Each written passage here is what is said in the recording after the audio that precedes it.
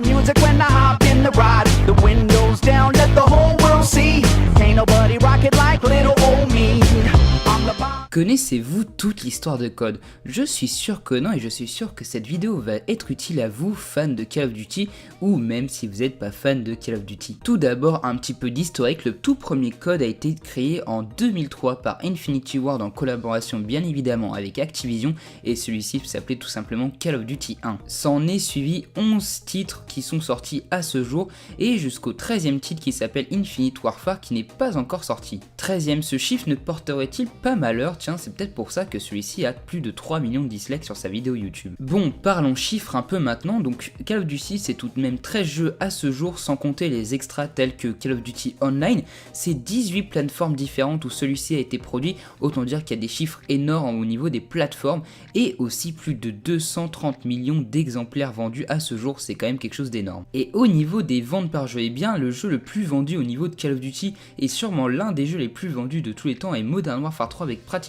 33 millions de ventes, et Black Ops 3 a pratiquement 30 millions de ventes, autant dire que la licence ne s'essouffle pas. On est obligé de passer par le conflit Call of Duty et Battlefield, deux gameplays plutôt différents mais deux jeux qui s'opposent chaque année avec des énormes conflits entre les développeurs, mais vu que Call of Duty a pratiquement gagné à chaque fois haut la main contre Battlefield, le combat est vite réglé, sauf peut-être cette année avec le nouveau Call of Duty, le nouveau bien évidemment Battlefield qui peuvent s'opposer très durement car on sait que Infinite Warfare ne plaît pas forcément. Pour ce qui est des guerres abordées dans ces jeux, et bien vous savez qu'il y a la Seconde Guerre mondiale, il y a aussi le Vietnam, deux guerres où les Américains ont été acteurs, il y a aussi des guerres modernes qui n'ont pas forcément existé avec notamment Black Ops 3 ou même Infinite Warfare, et il y a des guerres un peu plus récentes telles que l'Afghanistan qui sont abordées dans certains Modern Warfare. Et quel est le jeu le plus apprécié de la série? Et bien je pense que vous le savez tous, c'est Modern Warfare 2, même jeuxvideo.com est d'accord avec vous, il a reçu tout de même la note de 18 sur 20, maintenant on sait que les Call of Duty sont beaucoup moins appréciés notamment à cause de la modernité des combats. Pour la petite anecdote, il faut savoir que le jeu Call of Duty a toujours eu un mode multijoueur, que ça soit de Call of Duty 1 jusqu'à maintenant Call of Duty Black Ops 3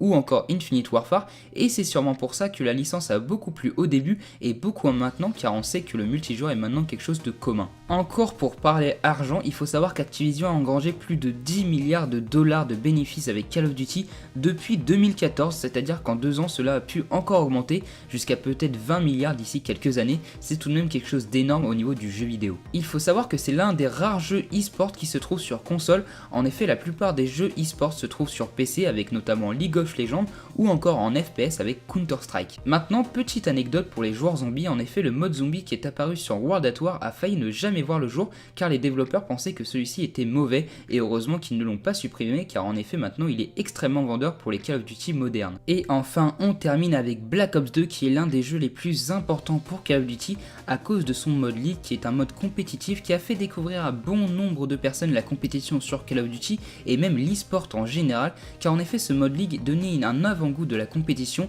et a fait découvrir à bon nombre de personnes, que ce soit en France ou dans le monde, la compétition sur Call of Duty ou même la compétition en général sur d'autres jeux. Bon et bien voilà, c'est déjà la fin de cette vidéo, j'espère en tout cas que vous l'avez apprécié et pour conclure j'aimerais dire que Call of Duty a intérêt un petit peu plus à écouter sa communauté car celle-ci pourrait s'essouffler énormément d'ici quelques années, notamment avec des adversaires tels que Overwatch ou encore Battlefield car en effet Battlefield a enfin compris que les joueurs passent avant tout et qu'il faut les écouter.